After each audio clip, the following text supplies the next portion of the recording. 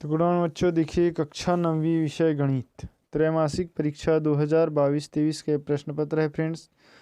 तो यहाँ पर आपको 75 नंबर का प्रश्न पत्र रहेगा, समय 3 घंटा रहेगा। ठीक है, देख लीजिए सवाल कौन कौन से सवाल आपके परीक्षा में आने वाले हैं। सभी सवाल को आप एक बार देख लीजिए। पूरा प्रश्न पत्र है फ्रेंड्स आपके समक्ष, और मैं यहाँ पर आपको सभी प्रश्नों के उत्तर विस्तार पूर्वक बताऊंगा। तो बिना स्किप किए आप पूरा वीडियो देखना, और चैनल पर पहली बार आए हो तो प्लीज़ चैनल को सब्सक्राइब जरूर कर देना।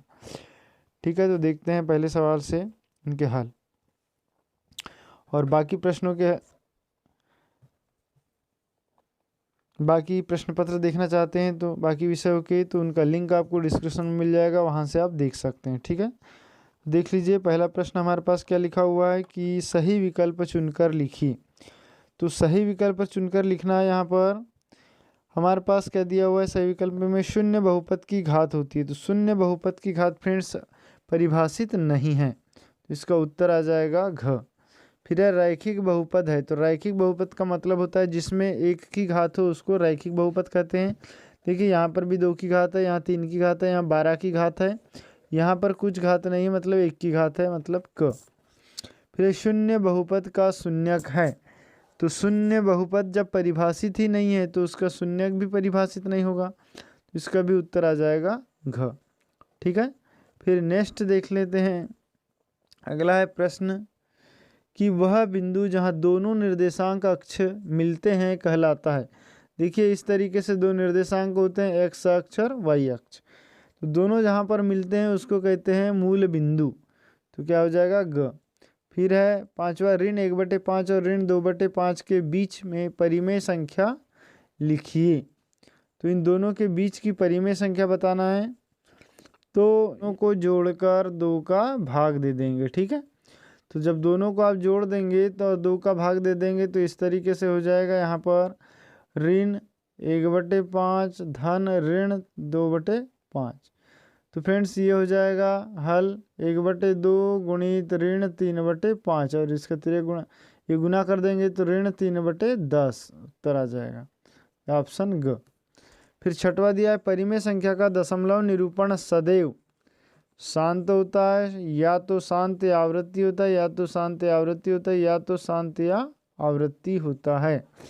तो जो परिमेय संख्या का दशमलव रूप होता है फ्रेंड्स ये सदैव शांत होता है। ठीक है, इसके बाद देखते हैं अगला क्वेश्चन, रिक्त स्थान की पूर्ति कीजिए।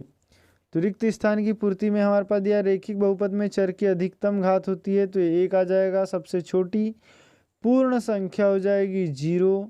फिर है मूल बिंदु के निर्देशांक हो जाएंगे 0 0। फिर है बहुपद x धन 2 का शून्यक होगा ऋण 2। वर्गमूल 6 एक खालिस्तान संख्या, ये हो जाएगा अपरिमेय संख्या, अपरिमेय संख्या। फिर है बहुपद सदैव, बहुपद में चर की घात सदैव खालिस्तान होती है, तो ये होती है धनात्मक पूर्णांक होती है। ठीक है, धन पूर्णांक। तो ये हो जाएगा रिक्त स्थान कंप्लीट। इसके बाद हम देख लेते हैं और खालिस्तान बचे हुए हैं। तो ये आ जाएगा बहुपद x धन 2 का शून्यक। तो यहाँ वही वाले सवाल है ये भी, है ना। नेक्स्ट देख लीजिए प्रश्न 3। तो प्रश्न 3 में क्या लिखा है, एक वाक्य में उत्तर दीजिए। एक ऐसा बहुपद क्या कहलाता है जिसमें केवल एक पद हो, तो ये कहलाएगा एक पदी। ठीक है, फिर है 2 वर्गमूल 8 और 6 वर्गमूल 8 का गुणनफल होगा, तो यहाँ गुणा कर देंगे तो देखिए 6 दूनी 12 हो जाएगा, और 8 का गुणा 8 में होगा, तो ये वर्गमूल हट जाएगा, गुणित 8 आ जाएगा, तो 12 8 96 हो जाएगा। तो ये हो जाएगा 12 8 96। ठीक है, अगला है एक घात वाले बहुपद को क्या कहते हैं। तो एक घात वाले बहुपद को कहते हैं रैखिक, रैखिक बहुपद। ठीक है, फिर है 1/3 और 2/3 के बीच की परिमेय संख्या लिखिए। तो ये हो जाएगी इनको दोनों को जोड़ के 2 का भाग दे देंगे, तो इनको जब दोनों को जोड़ेंगे तो ये आ जाएगा 3/3 गुणित 1/2, तो ये हो जाएगा 1/2। इनके बीच की संख्या हो जाएगी 1/2। फिर है अक्षों का प्रतिच्छेदन बिंदु कहलाता है। मतलब ये प्रतिच्छेदन बिंदु क्या कहलाता है? मूल बिंदु कहलाता है। मूल बिंदु क्या एक परिमेय संख्या है? तो ये हाँ में आ जाएगा, क्योंकि इसके बटे में हम एक लिख सकते हैं। तो इस तरीके से ये कंप्लीट हुआ। उसके बाद देखते हैं सही जोड़ियाँ। तो सही जोड़ी में देखिए फ्रेंड्स, हमारे पास सही जोड़ी दी हुई है कि बहुपद x धन 1 का शून्यक, तो इसका हो जाएगा शून्यक ऋण 1, तो ये आ जाएगा। ठीक है। उसके बाद है x cube minus y cube, तो ये एक फार्मूला है x minus y into x square plus x y plus y square.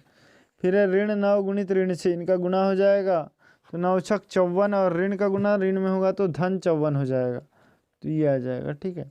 फिर है प्रांत डोमेन, और उसके बाद और क्या लिखा हुआ है हमारे पास?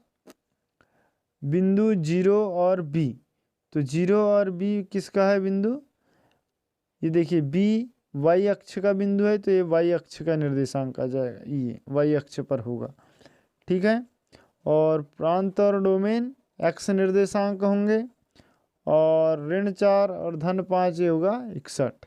तो इस तरीके से कंप्लीट हुई आपकी सही जोड़ी। इसके अगला देखते हैं प्रश्न, सत्य असत्य लिखिए। यहाँ पर क्या लिखा हुआ है फ्रेंड्स कि प्रत्येक परिमेय संख्या वास्तविक संख्या होती है। जो परिमेय संख्या होती है वो वास्तविक संख्या होती है, ये सत्य है। फिर द्विघात बहुपद में केवल एक शून्य होता है, यह असत्य। एक्स अक्ष की कोटि सदैव शून्य होती है। तो देखिए एक्स अक्ष और वाई अक्ष, इसको हम बोलते हैं भुज और इसको बोलते हैं कोटि। तो एक्स अक्ष की कोटि क्या हो जाएगी? शून्य हो जाएगी, सत्य है। फिर बिंदु 0 और 3 तृतीय चतुर्थांश में स्थित है। देखिए दो, ये हो गया 0 यहाँ पर, और ये एक्स वाई का मान धन 3 इधर, तो ये वाई अक्ष पर स्थित है, किसी चतुर्थांश में नहीं है, यह असत्य हो जाएगा। एक्स बराबर 0 एक्स अक्ष का समीकरण है, ये भी असत्य होगा, ये वाई अक्ष का समीकरण है। फिर है वो एक्स 6 पर 0 की घात का मान 1 होता है, बिल्कुल सही है, क्योंकि किसी भी संख्या पर 0 की घात होने का मतलब है उस पर उसका मान 1 होना। इसके बाद देख लेते हैं अब प्रश्न। तो फ्रेंड्स प्रश्न है हमारे पास, खाली बॉक्स में संख्या लिखे, इनका गुणा करना है। 794 गुणित 12, फिर गुणा है 7.4 गुणित 24। फिर दिए गए सवाल को हल कीजिए। ये तो आपसे बनते होंगे, लेकिन भाग का सवाल देख लीजिए। जब हम 6 का भाग दे देंगे इसमें, तो आपको यदि भाग वैसा नहीं आता तो इस तरीके से दे दें 845 भागित 6। अब पहले हम 1 का भाग देंगे, एक बार जाएगा तो 6 का 6 बच गया 2, उतार लाए 4, 6 चौके 24, ये कट जाएगा।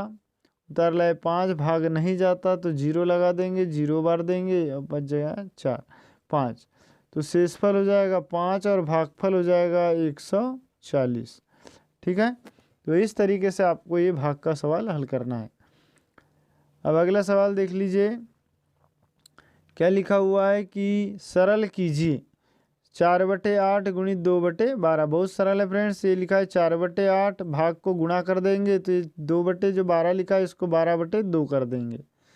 अब देखिए ये 4 1 4, 4 दूनी 8, ये 2 1 2, 2 6 12, और ये 2 1 2, 2 3 6, तो उत्तर आ गया 3, इसका उत्तर आ जाएगा 3। ठीक है। तो यहाँ पर वीडियो बहुत लंबा बन जाएगा फ्रेंड्स, यदि सभी के सवाल बताऊंगा तो। फिर भी देख लीजिए क्या लिखा है कि दिए गई आकृति को छायांकित भाग में निरूपित कीजिए। देखिए यहाँ 6 डब्बे दिए हुए हैं और एक भाग छायांकित है, तो इसको हम लिख सकते हैं 1/6। फिर ये तीनों को जोड़ना है, सबके लघुत्तम ले लेंगे तो लघुत्तम आ जाएगा 12, समान संख्या है हर में। ऊपर हो जाएगा 5 धन 6 ऋण 3। या अगली स्टेप में हो जाएगा, देखिए 5 और 6 11, 11 में से 3 गया तो 8, 8/12। या 4 से भाग दे देंगे, 4 दूनी 8 और 4 तिया 12, 2/3। उसी प्रकार यह रितु ने सेब का 3/5 भाग खाया और शेष भाग उसके भाई सोमू ने खाया, शेष कितना भाग बचा? तो ये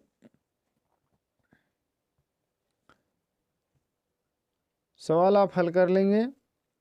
और यहाँ पर मैं सवाल दिखा देता हूँ कि किस टाइप के सवाल आपके परीक्षा में आने वाले हैं। तो ये सवाल देख लीजिए। और एक छोटा सा सवाल है फ्रेंड्स, इसको बता दे रहा हूँ। जैसे 6/60 बराबर 3 क्या है? तो देखिए इसमें हम कितने का गुणा करेंगे, 2 का, है ना। मतलब इस 6 में 2 का भाग देंगे तो 3 आ जाएगा, तो 60 में भी 2 का भाग दे दो तो यहाँ आ जाएगा 30, 3/30 हो जाएगा।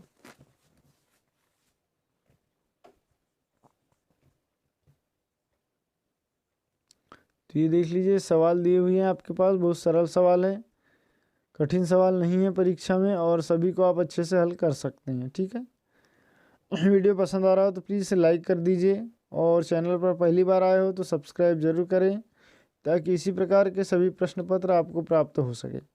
और फ्रेंड्स, बाकी संस्कृत, सामाजिक विज्ञान, विज्ञान, इन सभी के प्रश्न पत्र आप चाहते हैं तो प्लीज़ उसका लिंक आपको डिस्क्रिप्शन में मिल जाएगा, वहाँ से आप देख लीजिए। और इसके लिए आपको चैनल को सब्सक्राइब करके रख लेना बहुत ज़रूरी है। ठीक है, तो ये आपके इतने सवाल थे फ्रेंड्स जो आपकी परीक्षा में आना है, तो इनको आप अच्छे से हल कर लीजिएगा। Thanks for watching.